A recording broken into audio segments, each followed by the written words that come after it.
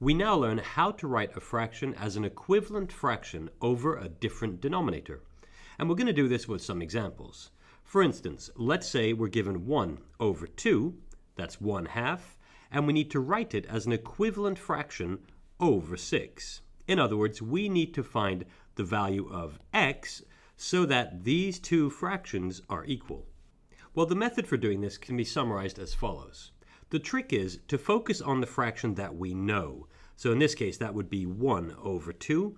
And in particular, we look at its denominator. So that would be 2. And we compare this denominator to the other denominator. That's 6. And we ask ourselves, what do we have to multiply or divide 2 by for it to equal to 6?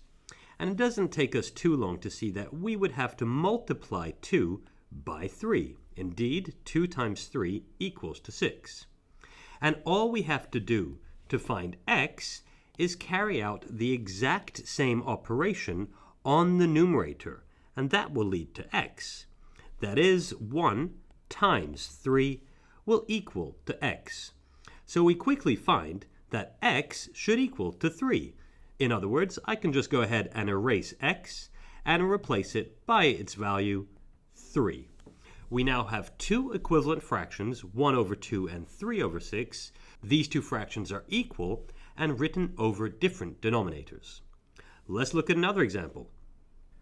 Say we have to write 2/3, so that's 2 over 3, as an equivalent fraction over 12. So again, I can go ahead and say I need to find x such that these two fractions are equivalent. Well, the technique is the same. We start by looking at the fraction that we know, so that's 2/3 or 2 over 3, and we focus on its denominator, that would be 3. And we compare this denominator to the other denominator, 12. And we ask ourselves, what would we have to multiply or divide 3 by for it to equal to 12? And it doesn't take us too long to see that we would have to multiply 3 by 4 for it to equal to 12. Indeed, 3 times 4 equals to 12. And so to find x, all we have to do is carry out the exact same operation on the numerator, the 2. That's 2 times 4 will equal to x. And since 2 times 4 is equal to 8, we can go ahead and erase this x and replace it by its value, which would be 8. And there we have it. We have two equivalent fractions, 2 over 3 and 8 over 12. These are both equal, but written over different denominators. Let's look at one more example. Say we have to write 9 over 15, or 9/15, as an equivalent fraction over 5. So in other words, we need to find this x such that these two fractions are equivalent. Again, the method doesn't change. We start by looking at the fraction that we know, that's 9 over 15, and we focus on its denominator, that's 15. And we compare this denominator to the other denominator, which would be 5.